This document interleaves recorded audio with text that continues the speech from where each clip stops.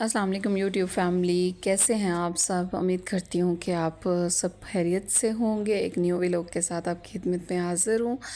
अच्छा, आपसे कुछ कल की रूटीन शेयर करूँगी। कल शाम के खाने में मैंने बनाया जी मटन कढ़ाई का सालन। एक्चुअली हमारा पहले कुछ और प्लान बन रहा था, लेकिन फिर बाद में हमने अब्बू आ गए तो अब्बू से पूछा। अब्बू कहते हैं कि चले आज मटन कढ़ाई बना ली जाए। तो हमने फिर मैंने और अम्मी ने फिर यही डिसाइड किया कि हम जो है आज मटन कढ़ाई बनाएंगे। तो फिर मैंने सबसे पहले क्या किया, मटन को लेके तो इसको कुकर वॉश करने के बाद इसको कुकर में डाला, उसमें पानी डाला और उसको जो है बॉयल होने के लिए रख दिया। फिर उसके बाद मैंने जी बॉयल होने के बाद इसको बॉयल होने के लिए रख दिया, तो उसको कुकर को बंद कर दिया। तो नीचे जो है फ्लेम मैंने मीडियम कर दी ताकि मेरे जो है ना बाकी आने तक ये जो है कुक हो जाए, गल जाए अच्छी तरह से और मीट टेंडर हो जाए।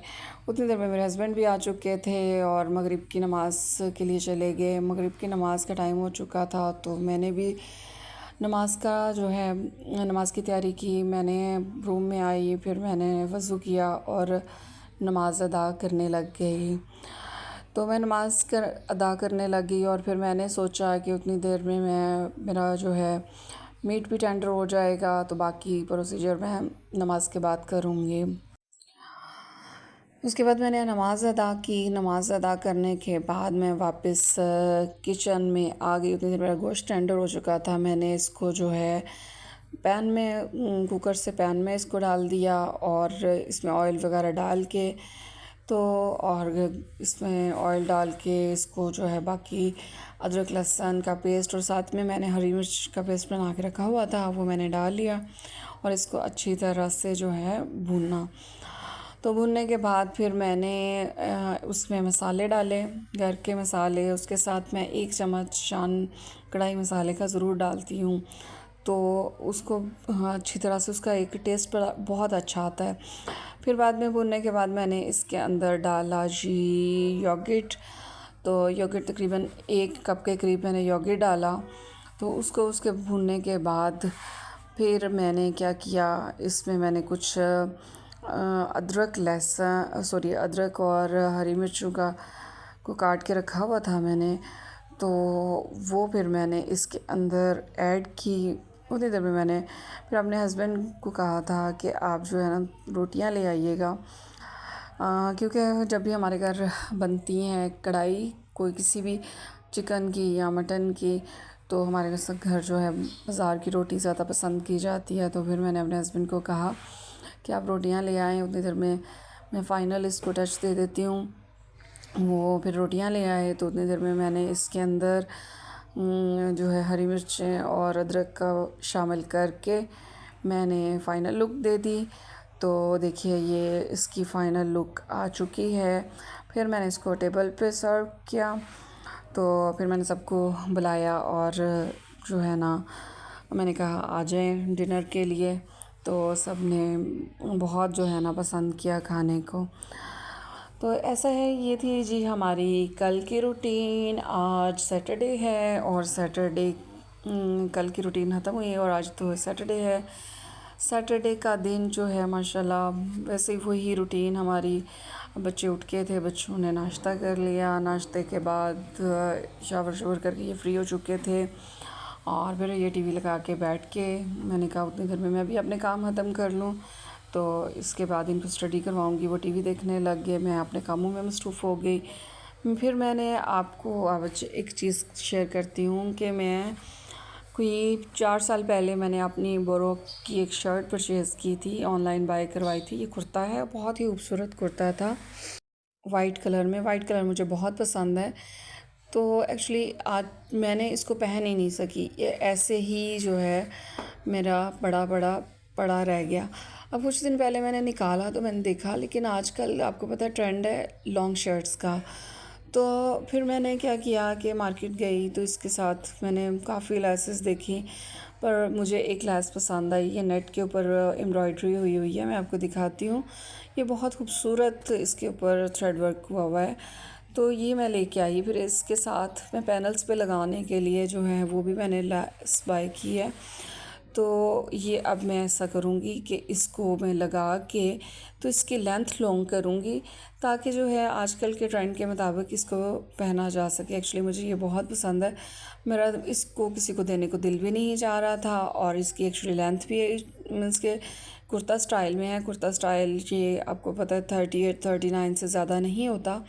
तो फिर मैंने ये किया है कि इसको अब इसको मैं लगाऊंगी नीचे लेस, और लेस लगाने के बाद साइडों पे भी बारीक मैंने लेस ली है वो लगाऊंगी।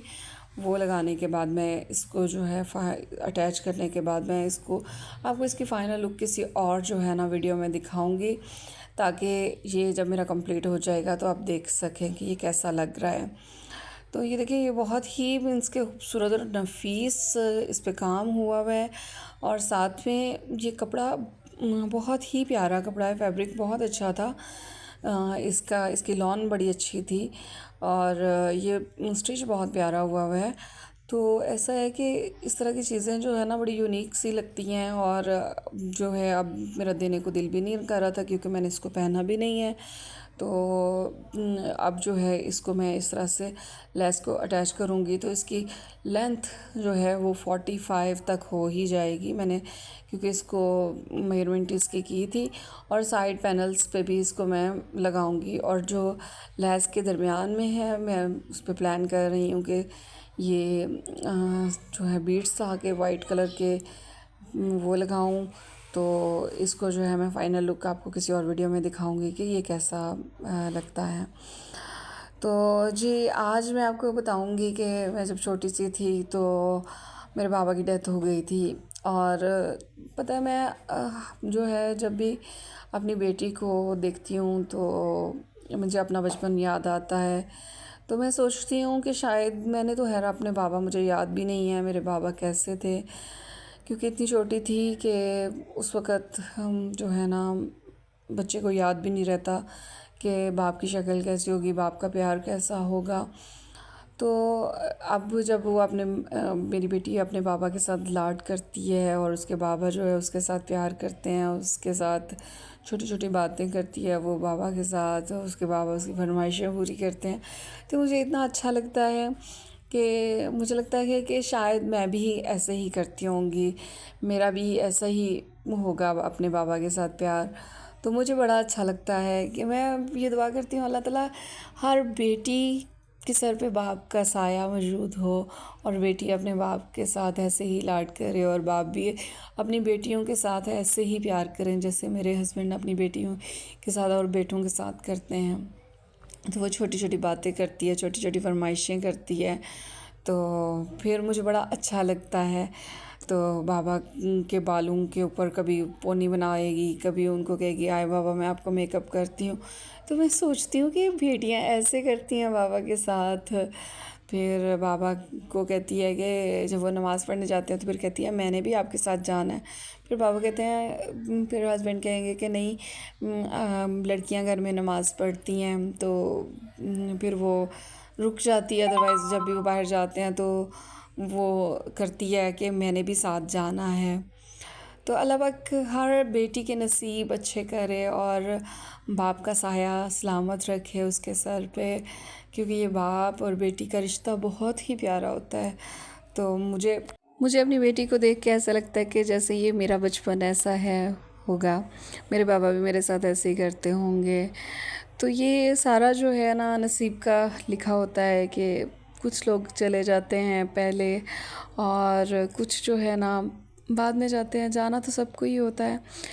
तो कभी मैं जब छोटी थी तो बड़ा मीन्स के इस चीज़ में रोती होती थी कि हमारे बाबा क्यों चले गए, क्योंकि बहुत सारी जगहों पे ऐसा होता है कि बाप की बहुत कमी महसूस होती है, कि बाप की ज़रूरत होती है बेटी को, जहाँ बल्कि ज़िंदगी के हर मोड़ पे जो है ना बाप की ज़रूरत होती है।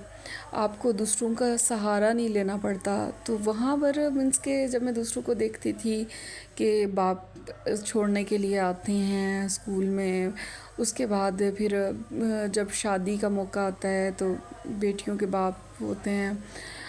तो उस वक़्त मेरे बाबा नहीं थे, लेकिन फिर ज़िंदगी में आहिस्ता आहिस्ता सब्र आता गया, क्योंकि इंसान को सब्र के अलावा कुछ भी नहीं जो है ना होता, और इंसान स्ट्रॉन्ग बनता जाता है।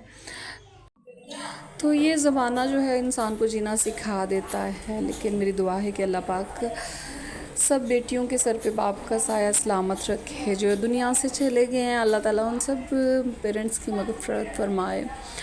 तो इसी के साथ व्लॉग एंड करते हैं। अपना और अपनों का ख्याल रखिएगा और मोहब्बतें बांटिए और खुश रहिए और खुश रखिए। तो मेरे चैनल को लाइक और सब्सक्राइब कीजिएगा और प्लीज़ शेयर कीजिएगा। अल्लाह पाक सबको जो है ना खुश व खुर्रम और आबाद रखे, आमीन। आप लोगों के लिए दुआ गो हूँ और आप भी प्लीज़ मेरे लिए दुआ कीजिएगा। अल्लाह हाफ़िज़।